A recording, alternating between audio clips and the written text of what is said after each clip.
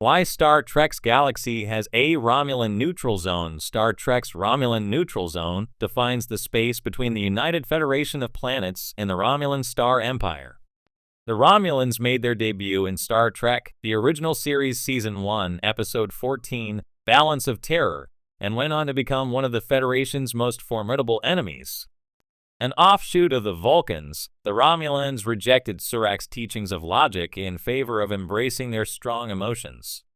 With their xenophobic attitudes, the Romulans often conquered other species rather than form alliances. The Federation was embroiled in a contentious relationship with the Romulan Empire throughout much of the Star Trek timeline. The Romulans learned of Earth before humanity became aware of them, and in Star Trek Enterprise, Captain Jonathan Archer's Scott Bakula and X-01 Enterprise was the first ship to learn of the Romulans. The Earth-Romulan War, fought from 2156 to 2160, came to define the relationship between the two galactic powers. Not only did the war lead to the establishment of the Romulan neutral zone, but it also contributed to the founding of the Federation. Although Star Trek has not fully explored the war between Earth and the Romulans, the franchise has revealed many after-effects of the conflict. After the Battle of Sharon, the final decisive battle of the war, the Romulans negotiated a treaty with Earth that led to the creation of the neutral zone. According to the treaty, if any Romulan or Federation ships entered the neutral zone, it would be considered an act of war. The first mention of the Romulan neutral zone came in Star Trek, the original series' Balance of Terror, when the Starship Enterprise pursued a Romulan ship that had destroyed several Earth outposts along the neutral zone. The Romulan neutral zone was reinforced and redefined in 2311, when the Treaty of Alderaan was signed, following the events of a confrontation known as the Tomed Incident. This treaty also banned the Federation from developing or using any kind of cloaking device on their starships. The Romulans mostly withdrew from intergalactic politics until Star Trek The Next Generation Season 1, Episode 26, The Neutral Zone, when an enemy later revealed to be the Borg destroyed several outposts on both sides of the neutral zone. The Romulan neutral zone popped up several more times throughout the TNG era, but later collapsed in the wake of the Romulan supernova in the late 2380s. The Klingon Empire became allies of the Federation by the time of Star Trek The Next Generation, but they were enemies throughout Star Trek, the original series, and most of its subsequent films. In the late 23rd century, a neutral zone also existed along the border between Federation and Klingon space, although Star Trek never fully defined the rules of this particular boundary. In Star Trek VI, The Undiscovered Country, Klingon Chancellor Gorkin, David Warner, proposed dismantling space stations and starbases along the Klingon/Federation border, effectively abolishing the neutral zone. The Klingon neutral zone was also mentioned in J.J. Abrams' Star Trek films, which take place in the 23rd century of the alternate Kelvin universe. In Star Trek Into Darkness, Captain James T. Kirk, Chris Pine, and the USS Enterprise try to navigate around the neutral zone to avoid provoking the Klingons. Later, the USS Vengeance chases the Enterprise into the neutral zone, as Admiral Alexander Marcus, Peter Weller, tries to cover up his involvement in a plot to incite war with the Klingons.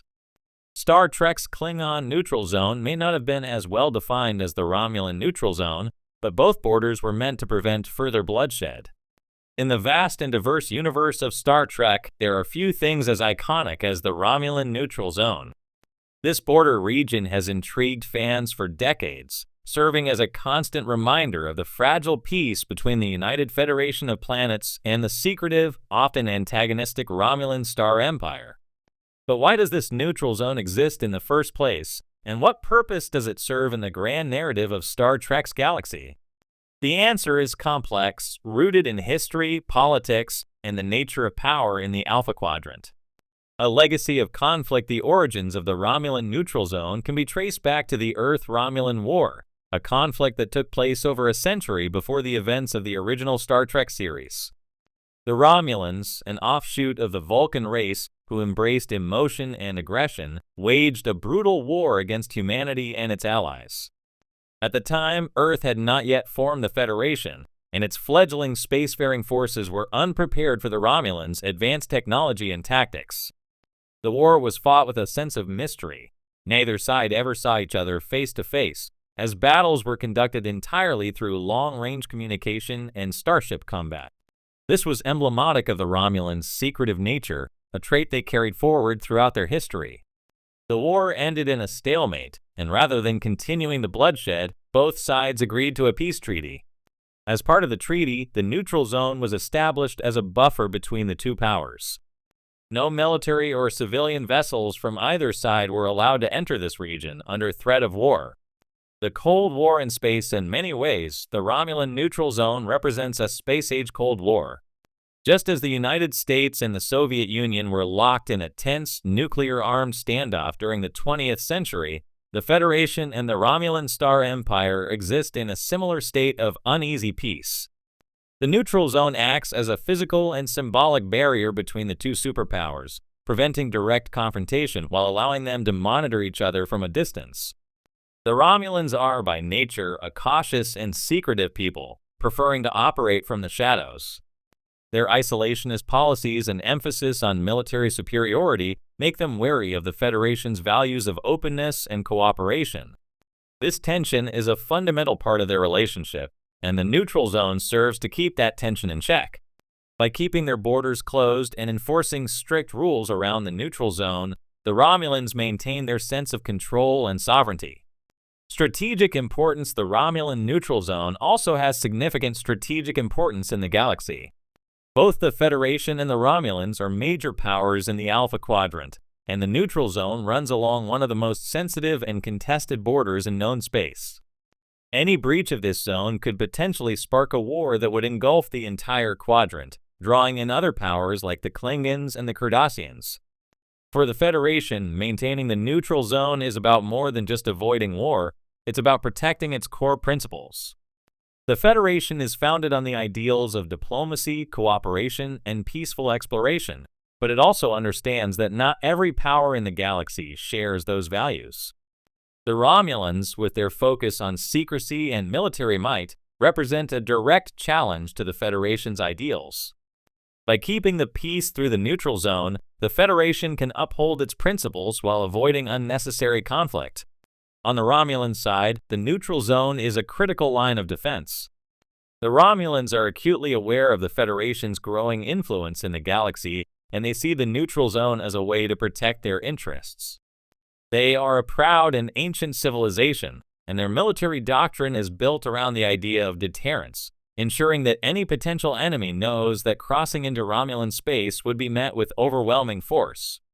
The neutral zone, therefore, serves as a first line of defense, allowing the Romulans to monitor and respond to any threats before they reach the heart of their empire.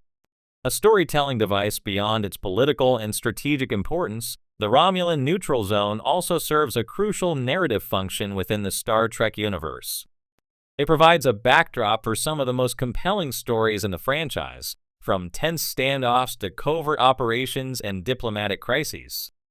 The neutral zone embodies the larger themes of Star Trek, exploration, diplomacy, and the constant struggle to balance peace and conflict in an unpredictable galaxy.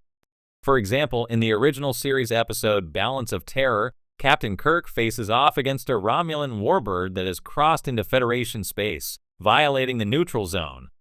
The episode explores themes of duty, honor, and the fear of the unknown, as Kirk and his crew grapple with the possibility of war. This episode set